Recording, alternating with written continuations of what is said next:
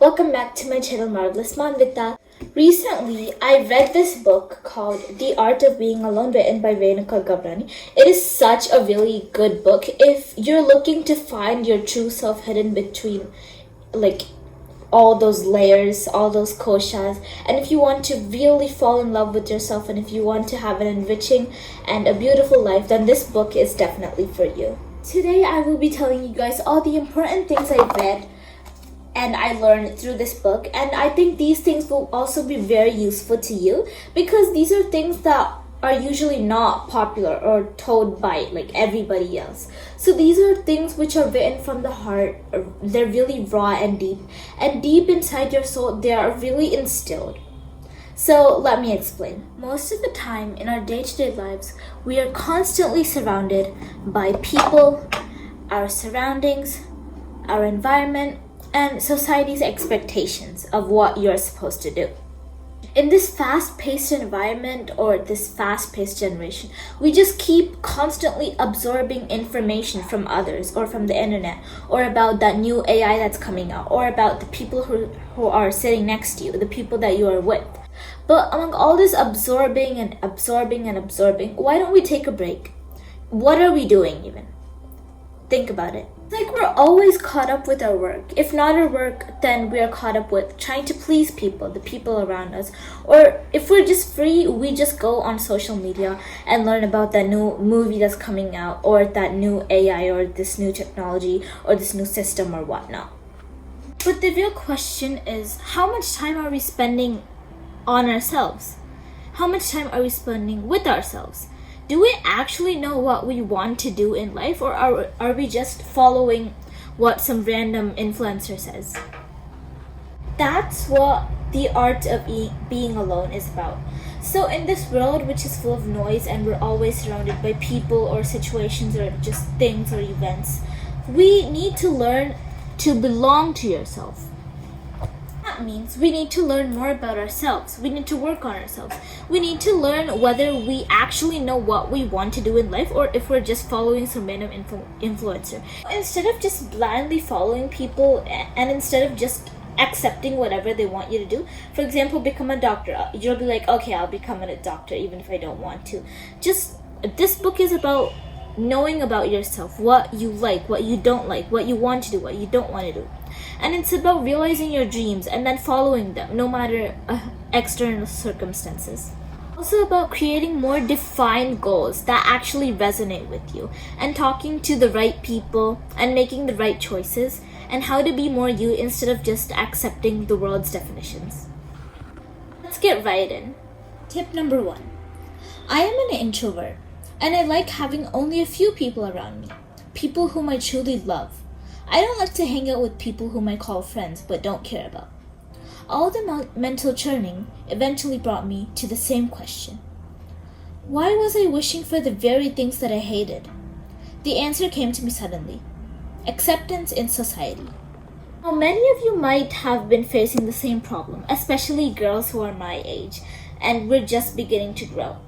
So let's put it in this way. For example, you are a very simple girl. You're like a tomboy, so you don't really like dresses or something, and you're not that interested into fashion or makeup. You just like dressing authentically. You like to dress how you like to dress, and you don't care about what other people think about you, whether superior or inferior or something like that. You just want to dress how you like, something that stays true to you, even if other people don't really accept it. But let's say that your friends are buying this new dress that everybody has, and suddenly you never wanted that dress, but suddenly you start wishing for that same dress just because all your friends have it. Now the question is why? You didn't want it in the first place, and in fact your heart doesn't want it at all. You don't truly want it. You want to wear something that is authentic, that stays true to you, not something that everybody has and I'm just wearing it randomly. So that's your policy. That's how you live. That's how you like to live. That's how you like to dress. And no one can take that away from you because that's your own opinion. That's the way that you like to live. So why are you wishing for something random just because your friends have it? Number 2. Being alone doesn't mean you are lonely. being alone means you're with yourself. We're just so, caught up in our own work that it's almost, a proud thing to be busy and tell other people that you're busy, I don't have time. But you have enough time to go out with some random people that you don't like. But how can you not have time to be with yourself? So being alone does not mean being lonely or, just completely disconnecting from the outer world, from social connections, from people. Of course, we are meant to talk to people, but not people who don't empower us, to people who actually empower us, who actually truly love us for who we are, no matter how many flaws we have, and who actually understand us. That's what I'm saying. All this noise and all this hurry to fulfill everybody's desires, you can't fulfill everybody's desires, right? So among all of this noise, there should also be some time where you can be you. For example, when I'm writing something like a book or a story or something, I usually like to write alone. I don't like to have someone sitting next to me, because when I'm writing is like therapy to me. So when I'm writing, it's just me and the laptop, me and the keyboard, me and my story. No one is coming here to judge me, to say your story isn't good, your writing isn't good. I am the one who's judging myself. If the sentence is not good, I delete it and I write the sentence again. But that's it, no pressure. I just keep cheering on myself. I am my own cheerleader. So that's what I mean. Being alone does not mean you're lonely. In fact, being alone means you're even more connected. You're connected spiritually to the world rather than physically. You know what you truly desire, what you think about the world. You view the world in a unique lens. So that's the difference between loneliness and being alone. And being alone is not loneliness. Loneliness is not being alone. Loneliness means not talking to anybody, completely disconnected. But being alone means being truly connected. Number 3. In the race of achieving people's acceptance and love, you end up losing yourself. So let's think that there is a girl just like me, my age. And in the morning every day to the bus stop, I go with my mother actually. But imagine that the same girl goes with her mother to the bus stop every day. And every day there's one lady who sits at a bench, a stranger, who stares at her every day and thinks, why is this girl putting so much trouble to her mom? Why can't she come by herself? Why can't she cross the road? Why does she need to bring her mom along with her? The lady stares at her like that every day. So then this girl thinks, from the time when I was born, my family members, my mom, everyone has been telling me that you must make other people happy. So to make this random lady happy, I need to come alone, right? But let's say that this same girl doesn't know how to cross the road. It could be dangerous for your life if you come alone to cross the road. You could meet with an accident, something could happen. So we don't know. So sometimes in the race of trying to achieve other people's, kindness or love or acceptance, we end up losing ourselves.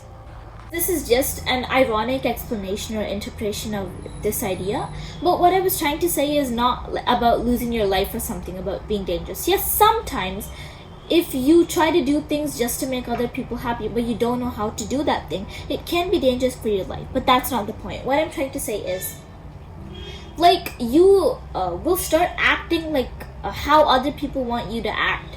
You will start doing things that you never wanted to do. You will start doing things that don't fit or align with your values or your policy. So that's what I'm saying. In the race of achieving other people's acceptance in society, you start doing things that seem cool or seem ethical or something. And you start losing your true essence. Number 4. Self-love has become more like self-pity. While I will never understand how self-love became about decorating yourself from head to toe, I want to share what self-love means. A definition that is less accepted and discussed. As clear-cut as possible, self-love is about 2 things: knowing yourself, accepting yourself. If you guys are aware of the recent spiritual trends, then you must be seeing these videos on YouTube or something of people wearing a face mask or applying lip balm and, decorating themselves from head to toe and wearing expensive makeup and taking bubble baths to call it a self-care day. I'm not saying that this is bad in any way. I do it sometimes too because it's just so relaxing. But this is not how we define self-love. These are just materialistic things that we do on the outside that make us feel a bit relaxed on the outside. What I'm trying to say is self-love has become more like self-pity, as Renuka Gavrani, the author, said in the book. So sometimes we may not have a lot of friends just like other people. Some people may have so many friends, we may not have even a single friend to hang out with. So if it's the weekend, then probably your other friends or your neighbors might be going outside with their friends. You don't have anyone to go outside with because either you don't have friends or either all of your friends are somewhere else in another city or country and you can't hang out with them. So then what do? You bring in the concept of self-love, and instead of defining it properly, you define it by saying, okay, I don't have friends, but that's okay. I'm still happy with that. And then you wrap a blanket around yourself, you sit in a corner, and you just binge watch Netflix for literally no reason. So what I'm saying is, nowadays people are a bit in the wrong direction. Self-love means something else. It's not about being like, yes, self-love is about being content and grateful, but it's not about limiting yourself from choosing certain things that you like. It's not about thinking, oh, I can't have it right, so what do? I guess I just watch Netflix instead.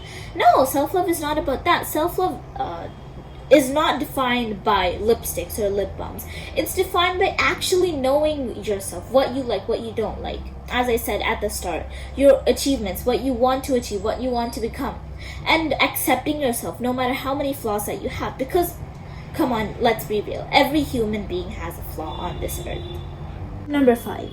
Society has made us believe that we must always be loving, caring, and cute. That's what we see in movies and web series, right? Good people are good to everyone all the time. We all instill a desire subconsciously that there are good humans and bad humans, and if we can fall under the good human category, we will be loved and appreciated and accepted as well. Then, we try hard to be nice. We try to be good to people even when they're abusive to us, because that's what good people do, right? And this child period keeps draining you, because how can you be good all the time? How can you love others when you are hurt yourself? How can you be kind when you need to help yourself? You keep trying to meet the criteria of being a good person until you kill something inside of you. And then, suddenly you realize, oh, I need healing. Be kind to people. Be good. But don't do it just for societal tags or falling under the good human category. Do it intentionally and to people who deserve it. And don't lose yourself in the process. Number 6. Knowing yourself is not a one-day job or a 3-week-long project. It's a lifelong journey. If you're planning to implement whatever I told you in this video, don't do it just because I did it or just because that's what rich people or successful people seem to do because I am telling you, or random people who are there in your life are telling you to do it, or they're just simply doing it and you want to follow them. Do this because your soul really craves it. Your soul really craves to get back to that outgoing energy, to find what is truly hidden beneath all those layers, all those koshas of you, and to truly find yourself, your purpose. In fact, you get to know one bit of yourself every day. For example, I learned something about myself yesterday. I learned something completely new today, which I didn't even know before. So that's how self-love or self-growth is like. One more thing. Be strong. Don't give up on yourself. Sometimes there's just so much that is untapped or unnoticed that if you just sit down and start to be with your soul and try to think about yourself, then it's like a punishment for some people. Sometimes I find it hard like that too, because your mind starts attacking you with thousands of thoughts and generating so many thoughts in just 1 minute or like 1 second. But can I tell you something? Mostly, we give up on ourselves because we're hard to deal with. But that's a good thing, because that means we're strong. We don't just simply follow whatever definitions the society throws at us. We are stubborn, but of course in a good way. We know ourselves. We stand on our ground. We stand alone, and we empower ourselves. We shine. So that's why we are a bit different from others, and that's why we are so hard to deal with. But that's a good thing. So be strong. Just remember that this is part of the journey. You can overcome it. And don't give up on yourself. And if you need breaks, of course you can take them. Number 7. When you are with the baby doesn't judge you based on the black and white societal tags. The baby doesn't say, oh, this girl is brown. I wish a young white tall lady was carrying me. The baby doesn't judge you based on past mistakes, future goals, color, religion, or social status. The baby is just a cute little creature looking right into your eyes with curiosity. Why? Just like babies, we should not look down on other people, and other people, even if they look down on us, or even if they judge us, we should not be affected by it, because that's what the art of being alone is. You know yourself, you can stand on your ground, you can do it, I know. So if that person is not important to you, and if that person doesn't deserve attention, then don't give that person attention. Nowadays, in the world, everything is stereotyped. Everything is put into a box, because that way it's so easy. For example, if you have a dark skin color, use this fairness cream. So it's so easy like that to market products. But nowadays, the world has also started putting humans in certain categories, like menial, inferior, superior, or something. But don't fall for those, because they are just imaginary boxes. And you do not have to live or dwell in those boxes, because first of all, those boxes don't even exist. Number 9. What matters is you don't think anymore. YouTubers, podcasters, authors, or social media influencers are also people, not God. Hence, it is not essential that what they say is correct or suitable for your life. Eliminate what doesn't make sense to you. It really encourages you to set the standards high and live to your fullest potential, without just randomly accepting people's advice and doing what feels right for you. One of the biggest mistakes we make while trying to improve ourselves is that we focus on everything at once. So, by watching videos of other people succeed in life just makes us feel that we have so many things wrong with their life. Of course, everybody wants to change their life. Everyone has flaws. That's alright. You can live like that. You can work towards self-growth, and you can work towards change and transformation. But don't make the process suffocating. For example, if you plan to hit the gym every day, eat healthy every day, drink 3 liters of water every day, and do everything all at once, and write a story every day, it will just be so hard for you to do everything at once, because it's so suffocating. Of course, we feel like there's no time, we need to run fast, but actually, if we use our time wisely, then it can feel like an abundance of time. So, for example, instead of doing it like that, 1 week, hydrate completely with water, and then soon you'll find that it truly sinks into your routine, and you don't have to force yourself to drink anymore. You just normally drink it because that's what you're used to. So like that. For example, the author Renuka Gavrani said she was so focused on her career, and she was so stressed she didn't even understand what she was going to do with her career. But then one day, randomly, she wanted to at least try something to get money to pay the bills. So she went on Medium, which is a writing platform, and every day she wrote one article. That's it. No hydration, no healthy food, nothing. Just that one goal. Of course, she probably did other stuff, but there was this one main goal. Write one article every day, one action every day. It's that simple. And now she become a well-known author. So that is the end of this video. This video was probably really a bit mature from my side, and it really helped you guys dive deep into yourselves and your souls. So I hope that this video is useful to you and you enjoyed these tips. So if you like this video, please like, share, and don't forget to subscribe to Marvelous Manvitha. See you in the next video. Bye bye.